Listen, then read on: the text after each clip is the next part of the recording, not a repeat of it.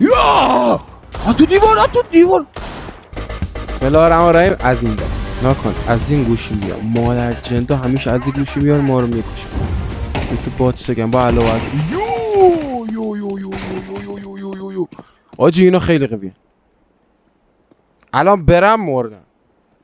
یه دونه رم بکشم خوبه. یه دونه آمد. خارش گاییدم. حال کردی فکر کردید من میترسم این چیز. آجی من آب است دارم.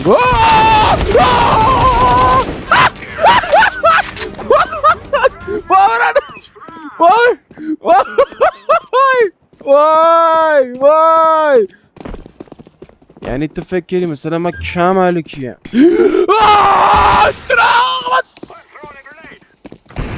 نترسین یعنی ایجا دوباره میام. من که میدونم دوباره از اینجا میام. من که میدونم تو یقه کس خالی دوباره از اینجا میای. آخه مادر جند تا اینجا میای. صدا داره میاد. صدا پا داره میاد.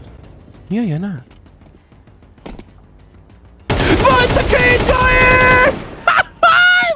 بازی تفنگی بلد نیستم. من مارپل من اینو باید چه کارش کنم؟ این مادر جنده دوباره از این ور میان. خب الان من این بمب خاطر الان میمیری. راکت الان میمیری.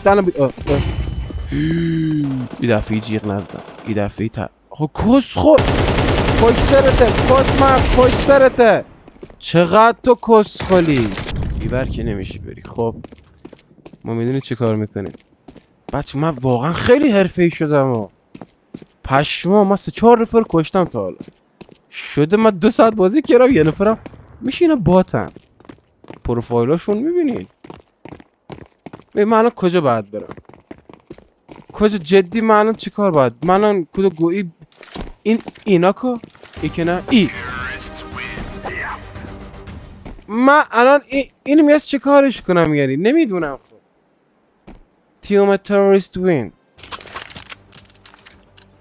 ناکر میخوام اولی همون چیزی که اگه اینو من بزنم جلو یارا خودم چطور میشم؟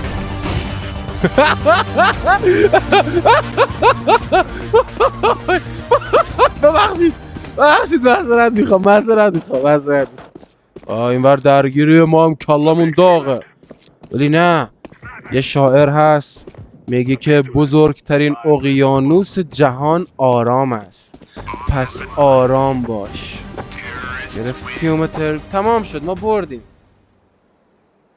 البته که اونو فکر کنم 3 نفره. واو او مای گاد. ببین احساس میکنم همشون بات بودن چون من تونستم 3-4 نفر رو بکشم. بگید چی میگم. خیلی مخلص. چاکرتونم هستی. با امید دیدار.